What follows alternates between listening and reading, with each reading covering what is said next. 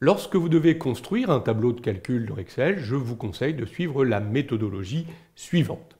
Première étape, vous allez commencer par saisir les données fixes, les paramètres de votre application. Vous les saisissez au kilomètre dans les cellules sans trop vous préoccuper de la mise en forme pour l'instant.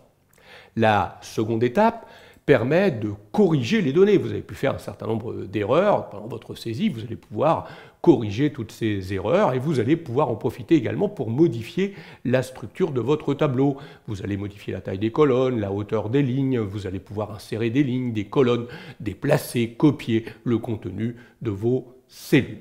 Viendra ensuite l'étape permettant de décrire, de tester, de recopier l'ensemble de vos formules fonctions de calcul.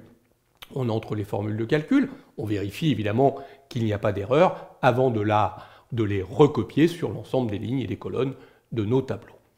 L'étape suivante, c'est l'étape de la mise en forme. Vous allez pouvoir améliorer la présentation de votre tableau. Vous allez pouvoir appliquer quelques formats de nombres pour habiller vos nombres. Vous allez pouvoir faire quelques alignements, centrer, mettre à gauche, à droite, centrer sur plusieurs cellules, modifier l'orientation du texte. Vous allez pouvoir également changer la police de caractère, les couleurs de caractère, encadrer si vous le souhaitez ou mettre des trames de fond au niveau de vos cellules. Vous pourrez même appliquer des formats conditionnels, des mises en forme qui changeront en fonction, de façon dynamique, en fonction du résultat de la cellule. Ce sera très pratique, vous verrez.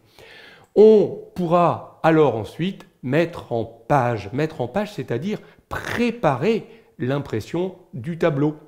Définir une zone d'impression, mais également gérer les éléments de la page, les marges, faire un petit aperçu avant impression pour contrôler que tout est correct. Enfin, quand tout cela sera fait, il ne vous reste plus qu'à protéger votre application, mettre quelques contrôles de validation pour éviter qu'un utilisateur puisse saisir n'importe quoi dans les cellules, et puis protéger pour qu'on ne puisse pas modifier, supprimer vos formules de calcul.